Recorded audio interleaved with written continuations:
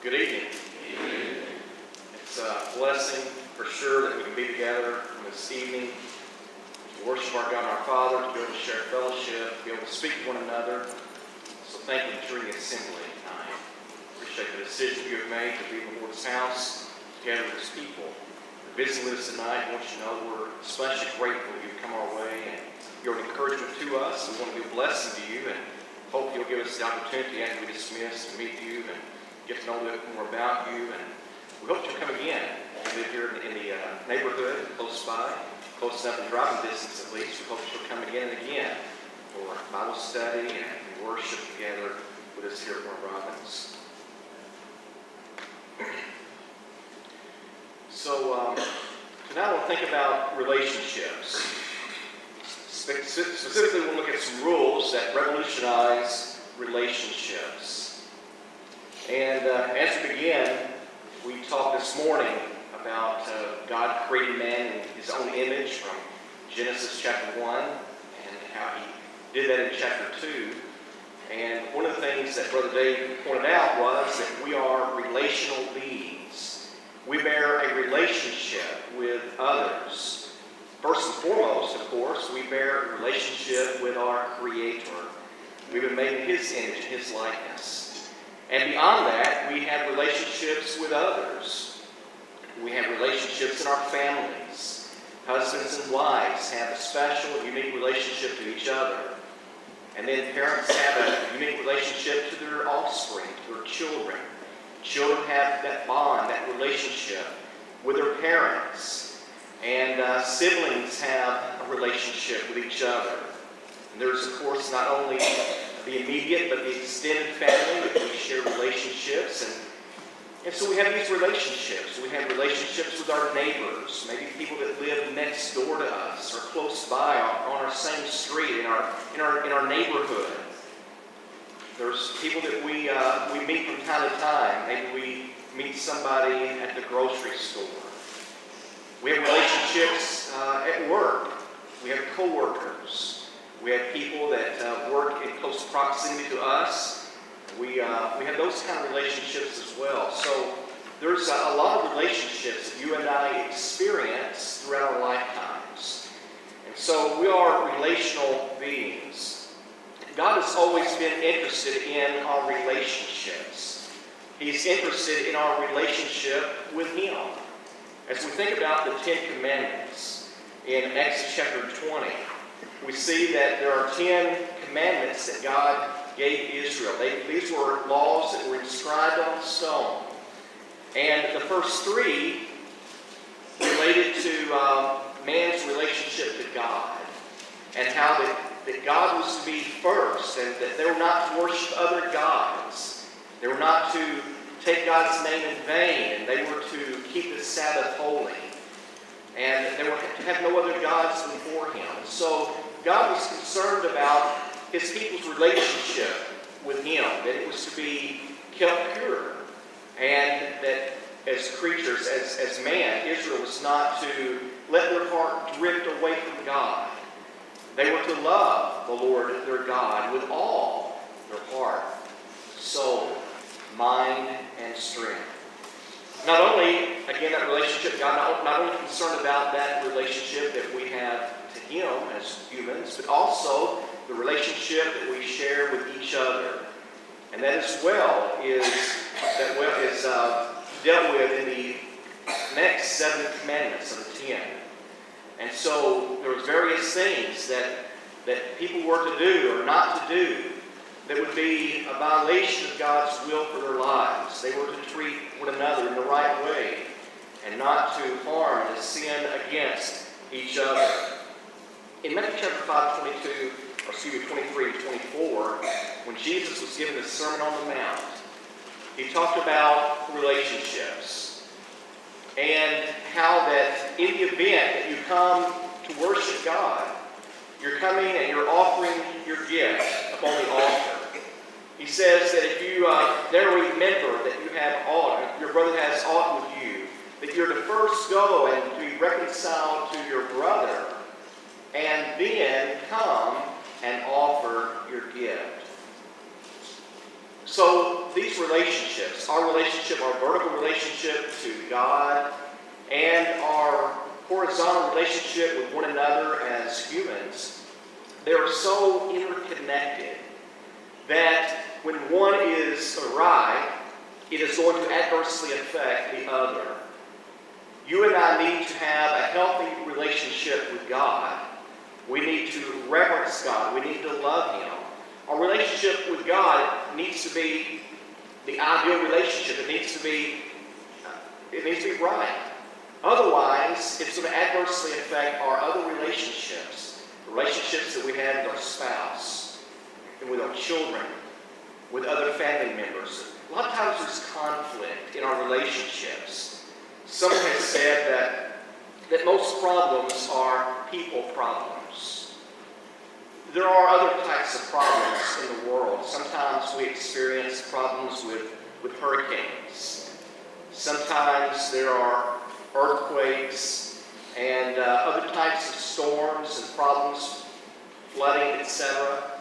And so sometimes there are problems that are not related directly to humans. But it's been suggested that the most of our problems that we experience while we live in this life are people problems. And so, this being the case, we want to tonight think about 3 rules that revolutionize relationships. Because God wants us to have relationships that are strong. He wants us to have relationships that are healthy.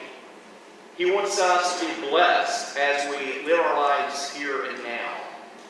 And so in order for us to have an ideal life, for us to be able to serve the Lord most effectively, in order for us as a church family, to be able to be strong and be that shining light in our community and to have that appeal to the outsiders who want to be a part of God's family, it's vitally important that you and I have the right kind of relationship with one another as family and as church family. And so let us look at these 3 rules that will bless our lives and make such an impact in our lives. First of all, I want us to think about the golden rule. The golden rule. And for those of us who are adults, those of us who have been here on the earth for a while, we've been taught about the golden rule since we were very young. Maybe since we were the age of Nora or some of the other younger children. We've been taught in our Bible classes about the golden rule from Matthew chapter 7, verse 12, where Jesus, again in the Sermon on the Mount, says, "Therefore, all things whatsoever you would that men should do to you, do ye even so to them. For this is the law and the prophets." And so when Jesus says this is the law and the prophets, as he sometimes does, that is a summary statement. This is the gist. This is the heart of the law. If you want to boil down all the 613 commandments that were contained in the old law of God under Israel, this is what it boils down to. That you should do unto others as you would desire they should do to you. Let me suggest that this rule, the golden rule, is something that is universal. It is universal. It is a rule that is ongoing. Since Jesus spoke this rule, this is a rule that's still in effect for those who are God-fearers, for those who claim to be disciples of the Lord. For those of us who are Christians, this is a fundamental principle that should guide our lives. It is universal. It doesn't matter what nation you live in. It doesn't matter which generation you live in. It doesn't matter your background, educationally or socially, economically, or whatnot. Regardless of who you are, it is a principle that should guide God's people. All things whatsoever you would that men should do to you, do you even so to them, for this is the law and the prophets. Not only is it universal, but it is unconditional. Unconditional. Sometimes there's certain circumstances that are going on, and we want to exempt ourselves from this principle because of how we feel, because of the circumstances. Maybe it's because of who it is that has perhaps injured me, or whatever the case may be. Sometimes we want to make an exception because of certain circumstance. But this principle, the golden rule, is universal and it is unconditional. There's no exceptions, there's no exemptions. Jesus is talking to those who are faithful to Him. Now, this is very basic, isn't it? It's very basic, it's very fundamental. And perhaps it could be because it is so basic, we may sometimes forget about it. We may sometimes think, well, this is something that I would abide by when I was, in Sunday school. And my teacher was teaching me this principle. This was something for people in a bygone era. That's not the case.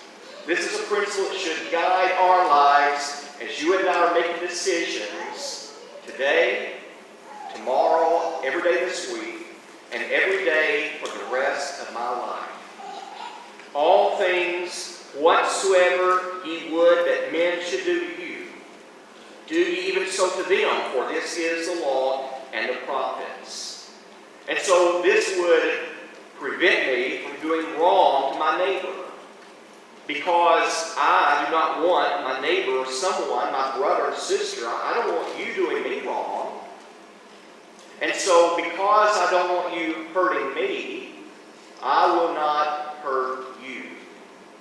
On the flip side, because I would desire that you be kind and courteous and gentle, compassionate, understanding, patient with me, then I will be kind and courteous. I will be long-suffering and patient with you.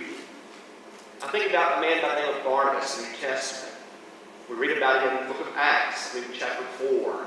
There was a man by the name of Barnabas, and his name means exhortation. He was the son of exhortation. He was an encourager. I would suggest to you tonight that you don't. Would you agree with me that most of us appreciate words of encouragement? Do we appreciate people who speak to us words of encouragement when we are putting forth our best effort, when we're trying to serve the Lord in a certain way? We appreciate those words of encouragement. And inasmuch as that is something that I would have men do to me, I should therefore do to you. I should give you sincere words of encouragement and support in your service, in your ministry. You might be a Bible class teacher. You might be a song leader. You might be someone who's coming before the assembly leading prayers. I don't know what you're doing, but you're serving.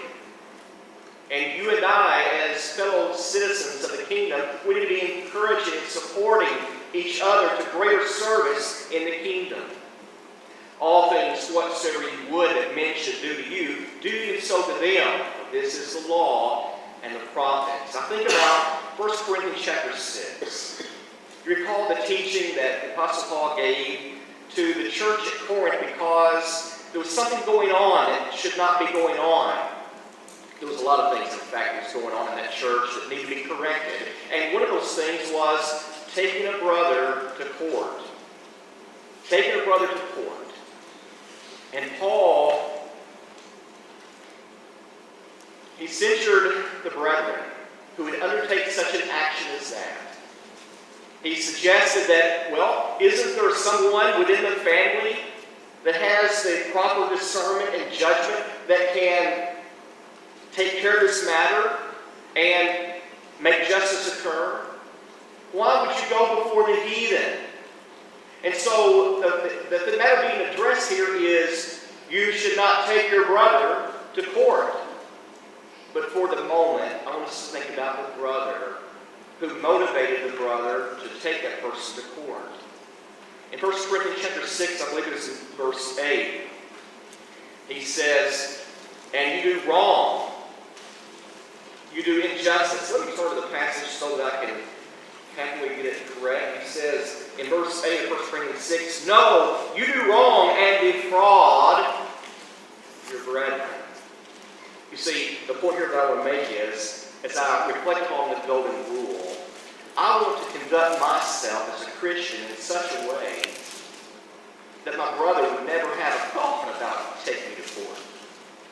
There'd never be any need for litigation because I have not done my brother wrong. I've not defrauded him. I've not been unfair in my business dealings with my brother and sister. I haven't taken advantage of that person. You see, when you and I are fulfilling the law of the prophets, when we're taking note of the golden rule, then we're not going to be doing our brother or sister wrong. And that's where it ought to be. That ought to be the end of the matter. There should be no offense. There should not be that sense of a problem whereby a brother will be offended and want to take care of matters legally. The golden rule.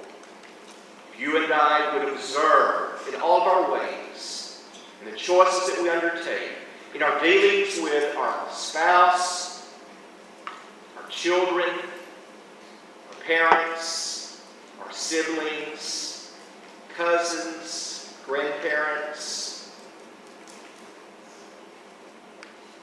I may have mentioned it before,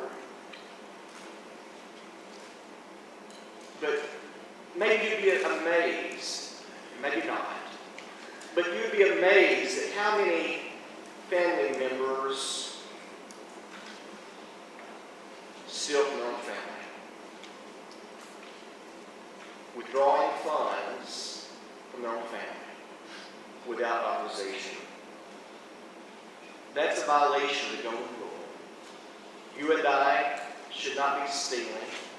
We should not be doing things to create an offense such as that. The second we want to look at tonight is the royal rule. The royal rule. This is spoken of a number of times in the Scripture, but we observe James 2 verse 8, where James writes, "If you really fulfill the royal law according to the Scripture, you shall love your neighbor as yourself. You are doing well." If you're taking notes, you might want to observe the passage in the context preceding verse 8. But here we want to observe what is the heart, the definition of the royal rule or the royal law, as is put by James. Simply put, it is loving your neighbor as yourself. You see, that's what Jesus taught. The first commandment is to love the Lord your God with all your heart, soul, mind, and strength. And the second greatest commandment is like unto it, thou shalt love thy neighbor as thyself. Now, it's understood that there must be a certain attitude, disposition of mind toward oneself. There can be and needs to be a healthy view towards oneself. Sometimes we have unhealthy views of ourselves. Sometimes we are only looking at things from our own perspective as we view the world. Sometimes we are egocentric. Sometimes we are selfish. And these are the kind of problems when we focus entirely too much upon our own interests. That's when problems develop. But there is a healthy view that you and I need to have for ourselves, as Paul describes it in the book of Romans. We are to have a healthy view of ourselves. We are to love ourselves. If you and I do not love ourselves, then what is the foundation? What strength is this going to have when Jesus says that you are to love others as you love yourself? If I don't love myself, then I undermine, I weaken that force of that argument, if you will. You shall love your neighbor as yourself. You are doing well. So you and I are to love ourselves. We're to seek our health and well-being. That should be natural. But you and I are to love others as a simile. We're to love others in a similar way as we love ourselves. Think with me for just a moment about Jesus' teaching in Luke chapter 10, 27 through 37. On this particular occasion, there is a man who's trying to ensnare Jesus. And they're talking about the law. And Jesus says that you should love one's neighbor as himself. And he asks, trying to justify himself, the lawyer did, who is my neighbor? And Jesus spoke a parable here in the next several verses. You're familiar with it. There was a man who was traveling from Jerusalem to Jericho. And as he was traveling down that way, he fell among robbers who stripped him of his raiment and beat him and left him half dead. And there was a couple of individuals that passed by that way. First, there was a priest that passed by that way, and he just kept on going. There was another religious man, a Levite, who also saw the man in his predicament, but he too went on his way. But there was a Samaritan who, when he saw this man who had been beaten and left for dead, he had compassion on him.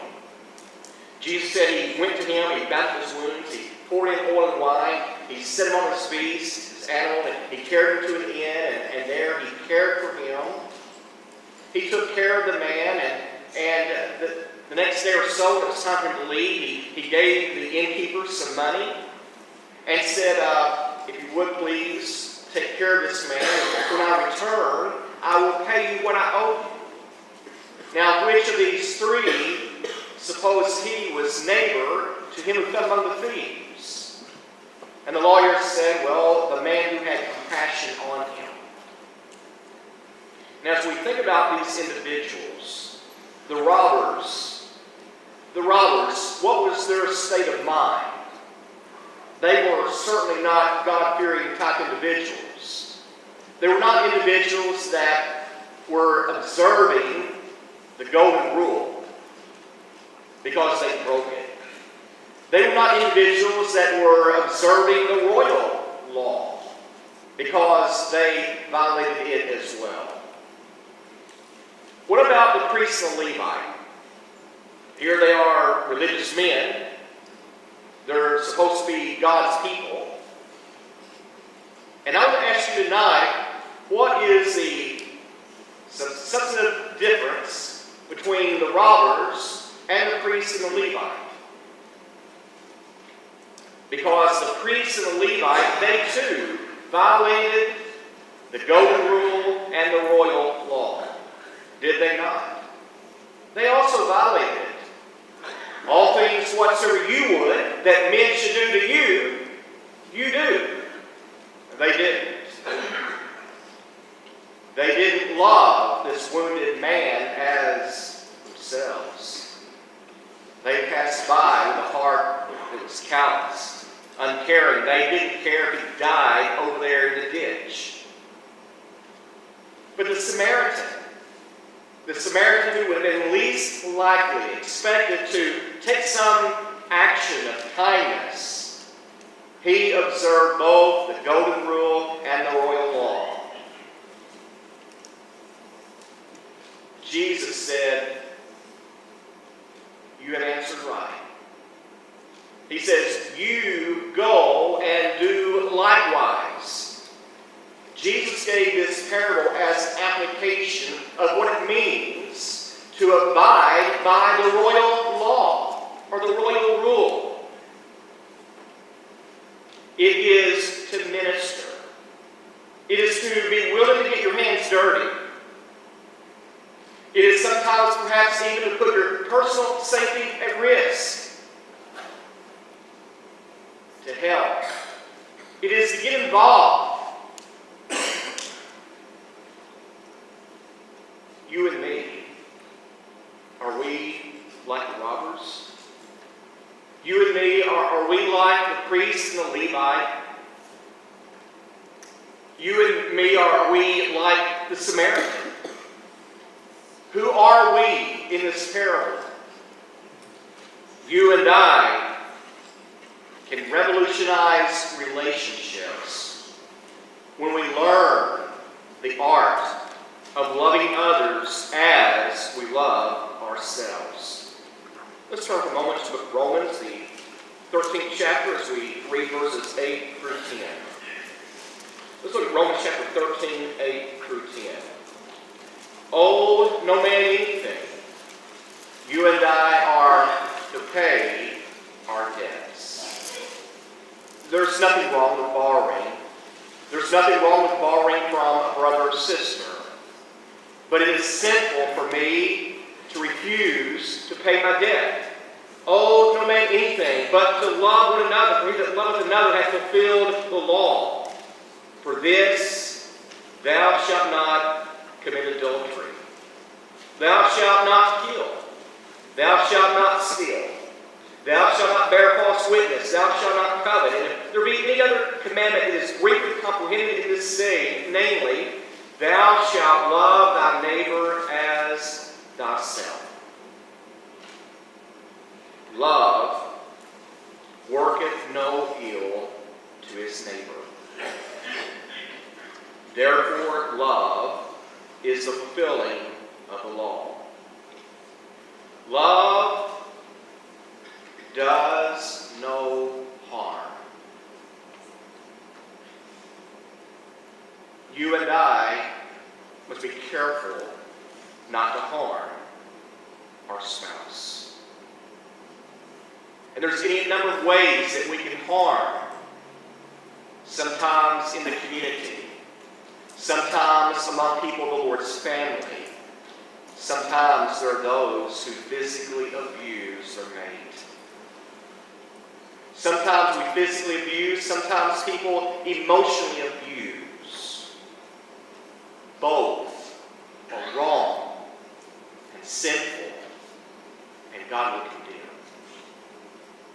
You and I must not work ill to our spouse or to our children or to our siblings or to anyone that we happen to meet. We cannot justify ourselves with such behavior. Finally tonight, having looked at the golden rule and the royal rule, I want us to think about Jesus' rule. In John chapter 13 and verse 34, Jesus says, a new commandment, he's speaking to his disciples, a new commandment I give to you, that you love one another just as I have loved you. You also are to love one another.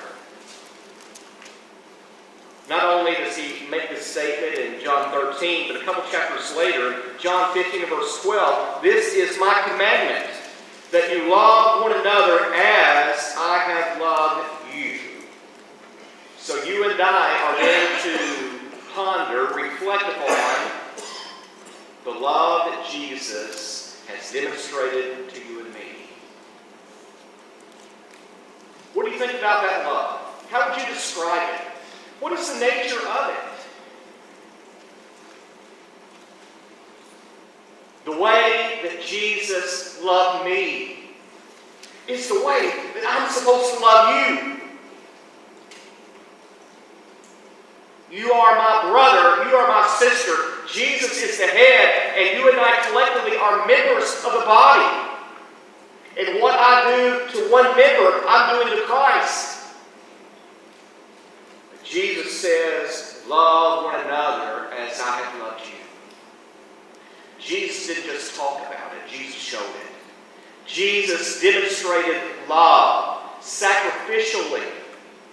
He gave, and he gave, and he gave, and he ministered, and he served, and he died for you and me. Greater love hath no man than this, that a man lay down his life for his friends. That's Jesus' rule. When you and did Jesus ever hurt? Did Jesus go around abusing people? Did Jesus curse? This morning in our class, we mentioned James chapter 3, verse 8 or 9, maybe verse 9. James chapter 3, where James talks about how that with our tongues we bless God and we curse men who are made in the likeness, the image, the similitude of God. No.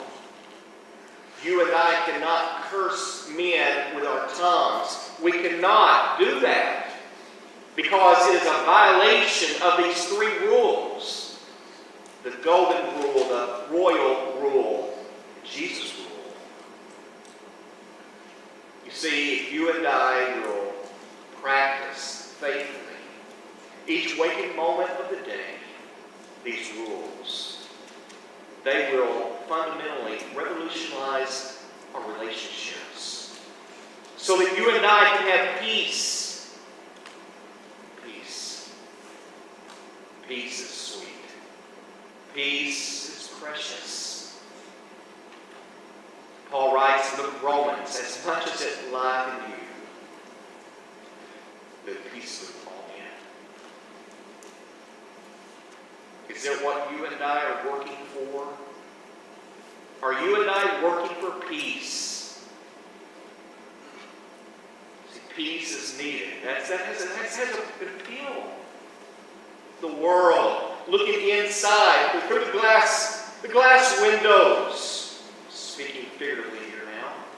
The outside world looking through the glass windows of the church, and they see the unity, they see the peace, they see the love, the kindness.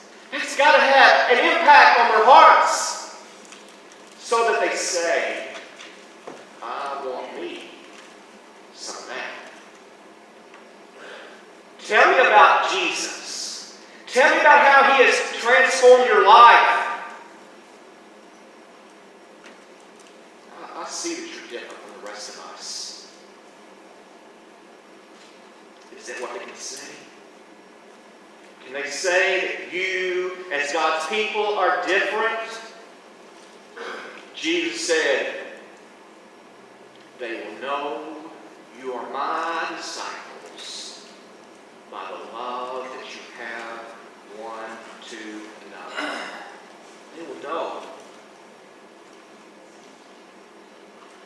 It's unmistakable. It has a language all of its own that cannot be hidden, that cannot be hidden. Tonight we think about the golden rule, the royal rule, and Jesus' rule for our lives. The world can be a better place. It begins with me. It begins with you being committed to Jesus and His teaching, His principles, His way of life. Tonight, are you subject to the invitation of Christ? You can have your sins washed in the blood of Christ tonight through obedience to the gospel. You've heard the word. Faith is introduced in your heart. Tonight you can come, confess your faith in Christ, turn from your unrighteousness, bring forth fruit, meet for repentance, be buried with your Lord in baptism, and raise to walk a new creature. Jesus will revolutionize your life. Inside out, start to finish, top to bottom. Surrender to Him. If you need to come back home, if you need the prayers of the saints, whatever we can do to encourage you and assist you in your journey to heaven, would you come home and stand and sing?